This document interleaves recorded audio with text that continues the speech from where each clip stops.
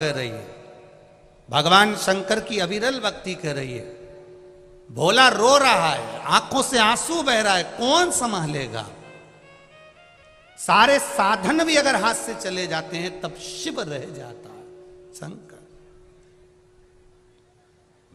कौन रहा।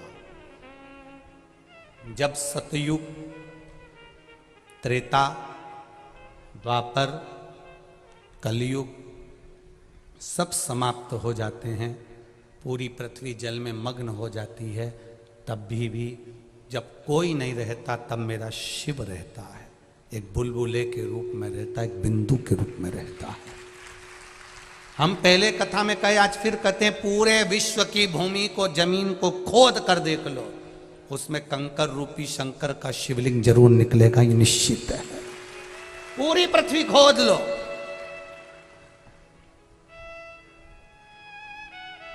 सारी मूर्तियों के निर्माण बाद में हुए हैं, पर शंकर भगवान तो प्रथम में हैं।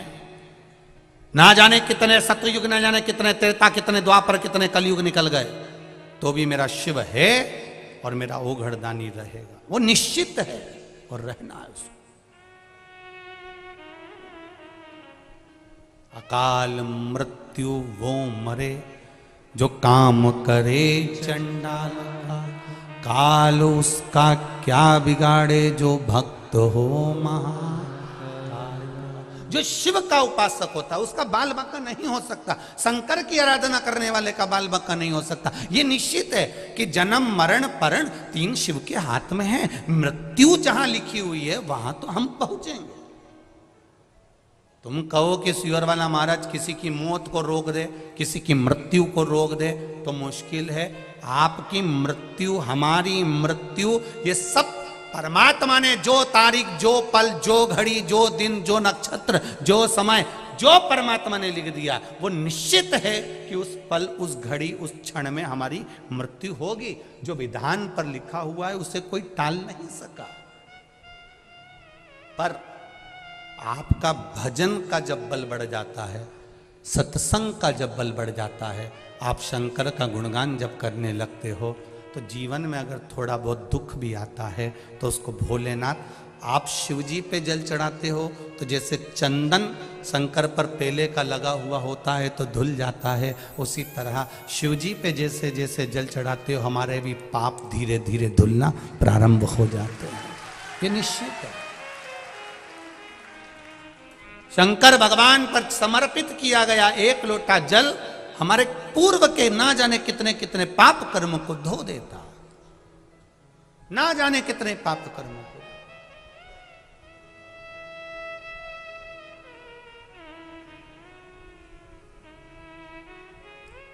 आप चलकर आयो, कोई 80 किलोमीटर, कोई 100 किलोमीटर, कोई 150 किलोमीटर, कोई 200 किलोमीटर, ना जाने कहां कहां से कथा सुनने आयो, कोई 30 किलोमीटर, कोई 50 किलोमीटर।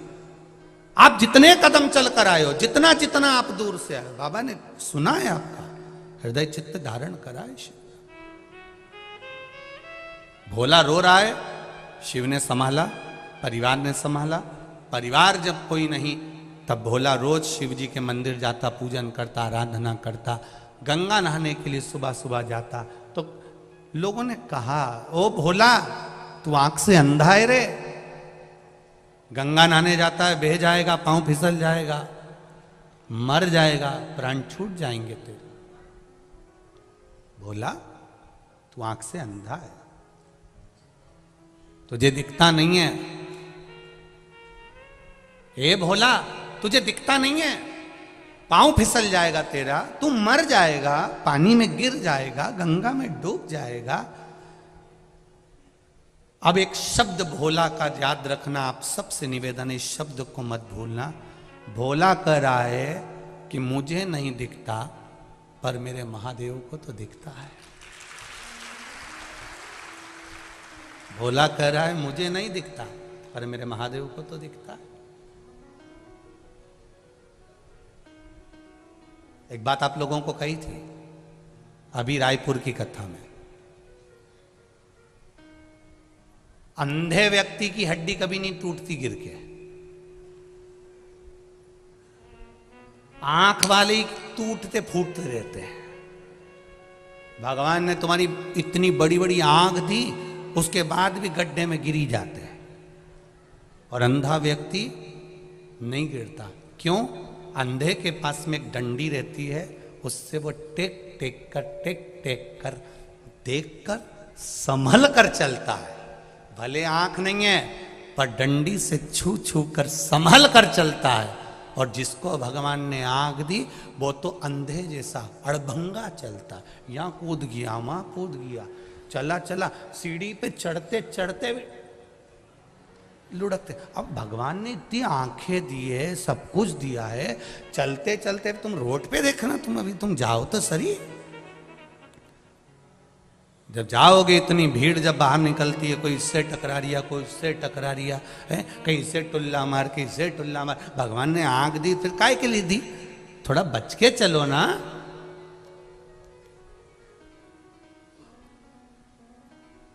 रोज हम निवेदन करते हैं, गले में सोने की चेन होगी, रकम होगी, जेब में पैसा होगा, तो चोर की नजर जरूर होगी।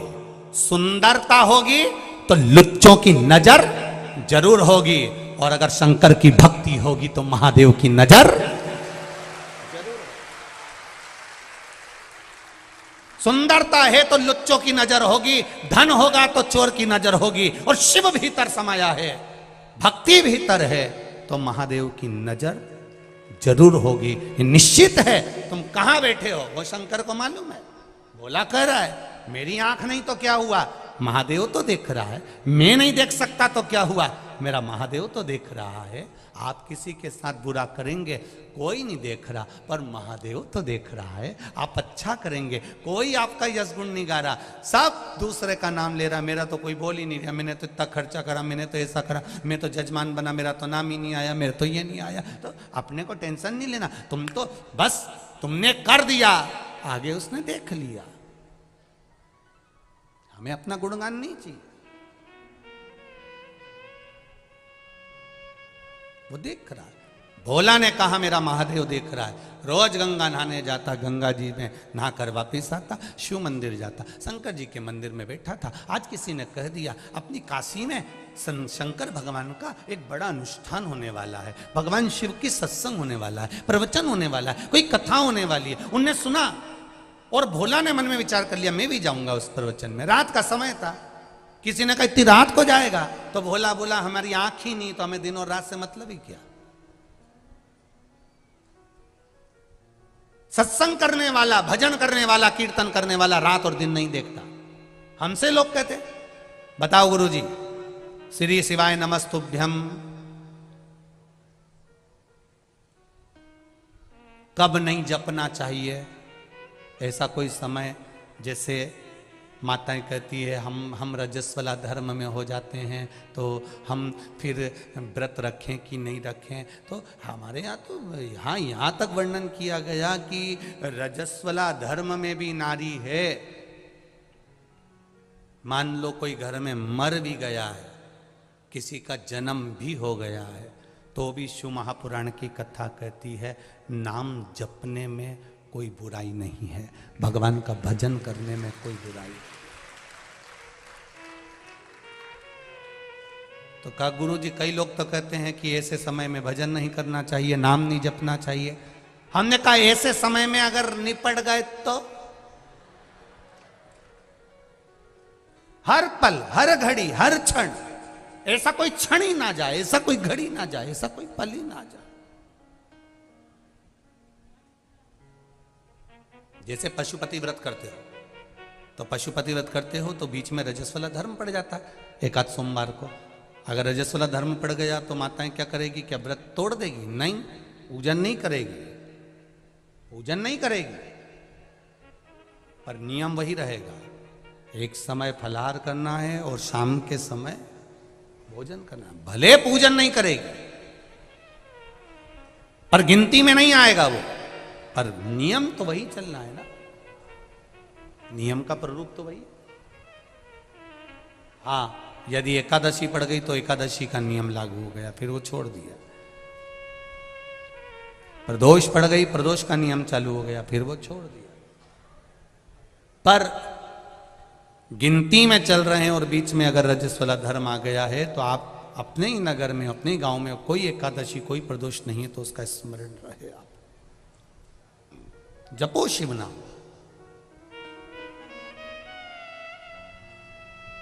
कहा मैं सत्संग में जाऊंगा तो किसी ने कहा रात में तो भोला कहता है मेरी तो आंखें नहीं, दिन और रात मेरे लिए बराबर है। भगवान की भक्ति के लिए कोई समय नहीं होता कि सुबह ही भगवान का भजन करना पड़ेगा, कि शाम को ही भगवान का भजन करना पड़ेगा, कि रात्रि को, कि दिन में। शंकर भगवान की आराधना के लिए कोई समय नहीं है। भगवान विष्णु के बैकुंठ में पट, कपाट, दरवाजे, खिड़की सब हैं। ब्रह्मा जी के मंदिर में, ब्रह्मलोक में कपाट, खिड़की, दरवाजे सब हैं।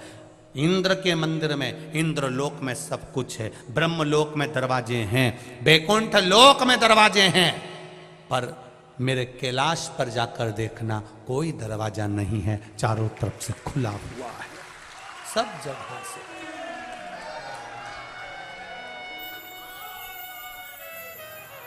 बैकुंठ में दरवाजा है, ये हमारे शास्त्र भी कहते हैं। शास्त्र को पढ़कर देखिए, बैकुंठ में दरवाजा मिलेगा, ब्रह्मलोक में दरवाजा मिलेगा, इंद्रलोक में दरवाजा मिलेगा, देवलोक में दरवाजा मिलेगा, पर दरवाजा नहीं मिलेगा तो भगवान शिव के द्वार पर, भगवान शंकर के द्वार पर। तुम तो गंगा जी के घाट पर रहते हो, गंगा के घाट पर जाकर देखना, कहीं कहीं शंकर जी का शिवलिंग रखा हुआ है, वहां कोई दरवाजा ही नहीं है। ऐसे ही भोलेनाथ जी बैठे आराम से घाट पे, लोटा भरो, डालो, जाओ। और लोग गंगा जी नहाने के वाले गीले कपड़े से ही लोटा भर भर के भगवान शंकर को चढ़ा चढ़ू के वो जा रहा है। शंकर जी भी कह रहे ऐसी खुश रहो, बस आनंद हो, कोई दिक्कत नहीं, दिखावा मत करो, बस अड़भंगा है मेरा शिव। शिव के पास में दरवाजा नहीं है, शिव के पास में द्वार नहीं है, शिव के पास में खिड़की नहीं है। किसी ने पूछा भोलेनाथ जी तुम्हारे यहां दरवाजा नहीं है, दरवाजा बंद नहीं करते? शंकर भगवान बोलते हैं घर की मां, घर का बूढ़ा बाप दरवाजा बंद कर कर नहीं सोता, उसको मालूम है बेटा कभी भी आवाज लगा देगा तो माँ बाप को दौड़ कर आना पड़ेगा। कई कई घर में तो बूढ़े माँ बाप हॉल में सोते हैं, हॉल में, कमरे में भी नहीं सोते। मेरे बच्चों को जरूरत पड़ गई तो बहुएं बाद में उठती है बच्चों की आवाज सुनकर, पर घर के बुजुर्ग पहले उठ जाते हैं, आवाज लगाते हैं, बहू छोरा रो रहा है, बेटा बच्चा रो रहा है, छोरा बच्चा रो रहा है। उसके कानों में, दादी के कानों में, दादा के कानों में, छोटे से बच्चे की भी आवाज, उसकी पायल की झनकार भी सुनाई दे जाती है कि मेरा पोता रो रहा है, मेरी पोती रो रही है, मेरा नाती रो रहा है, मेरा पंती रो रहा है। जरा विचार करिए, घर का बुजुर्ग है, जिनको राम भी भजते हैं, जिनको कृष्ण भी भजते हैं, जिनको इंद्र भी भजते हैं, 33 कोटि देवता जिसके स्मरण में लगा रहता है वो देवाधिदेव महादेव है, वो जगत का बाप है, जगत का पिता है। वो मेरा शंकर ओघड़दानी हमारे घर का बुजुर्ग है, वो कभी नहीं सोता। आप पुकारोगे तुम्हारे सामने आकर खड़ा हो जाएगा। तुमने पुकारा और तुम्हारे सामने, वो निश्चितता तुम्हारे सम्मुख में आ जाता, तुम्हारे सम्मुख में।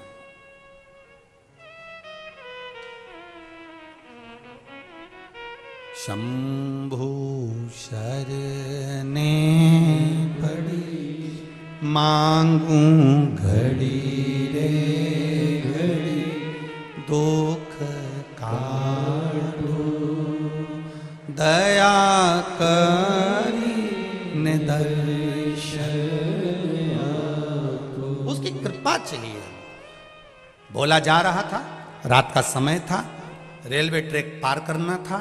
पार करते समय उसको नहीं मालूम कि सामने से ट्रेन आ रही है।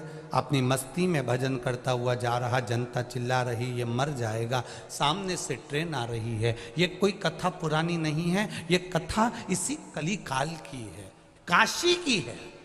जाते जाते ट्रैक पर भोला था, थोड़ा सा आगे बढ़ रहा था, सामने से ट्रेन आ रही थी। सारे गांव के लोग कह रहे थे अब तो ये अंधा मर जाएगा। इतनी देर में कोई सांप, एक सर्प उसके पांव से लिपट गया और दोनों पांव को गांठ बना ली।